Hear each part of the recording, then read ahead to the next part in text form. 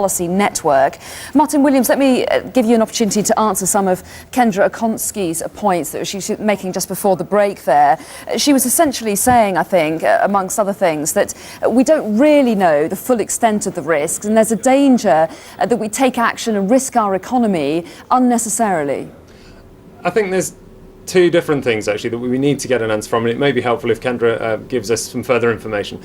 Is it that she doesn't accept the extent of the risk that the climate will change if there's carbon dioxide in it, or that she doesn't accept the solutions which we have put forward in our report as to how the UK could go ahead without tackling it? I mean, does she just think that climate change doesn't exist and won't matter, or does she think that Friends of the Earth have put forward the wrong policies? Okay, Kendra, what's your position? What's important to look at here is why do we need to engage in the actions that are suggested in this report, regulations or other sort of constraints on our economy. Well, I think the argument being made, Kendra, is that if people like you are wrong, we're doomed. No, the justification given is that the poor in this world will suffer the most from climate change. Now, today's the poorest people in the world, millions and millions of people, are vulnerable to climate in general. If their crops fail, they starve. So what we need to do is to engage in policies that are going to make those people have the benefits of economic development, of sustainable development especially, and that means that poor countries need to put in place institutions that enable those countries to develop. They lack those institutions today. But the policies that you've suggested... The argument may continue against that is you're looking at very much short-term solutions, not long-term solutions. No, that's not true at all. Economic development in wealthier countries has led to us being ever more sustainable.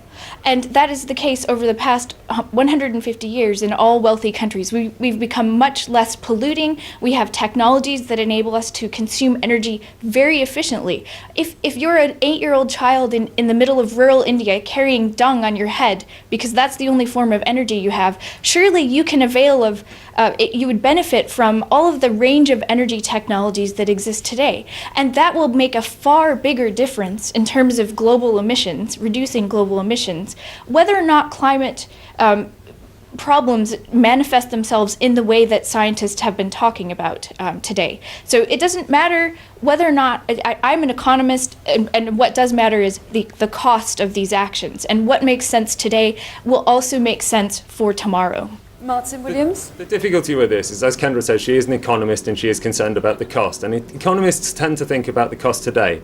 Now, there's nobody within the environment movement that does not think it's important to help people who are short of food, who are finding it difficult to grow crops now, and to support that.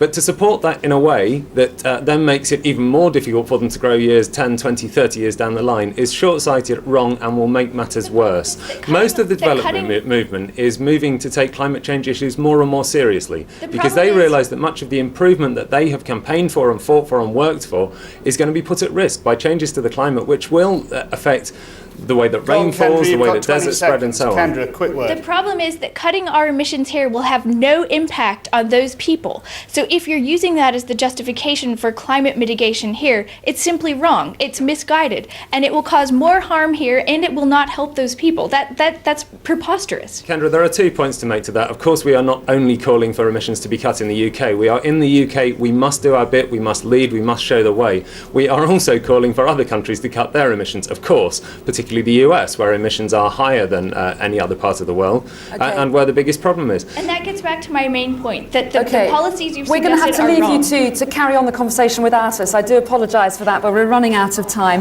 Thank you both very much indeed for joining us here on Sky News today. Martin Williams from Friends of the Earth and Kendra Okonski from the International Policy Network.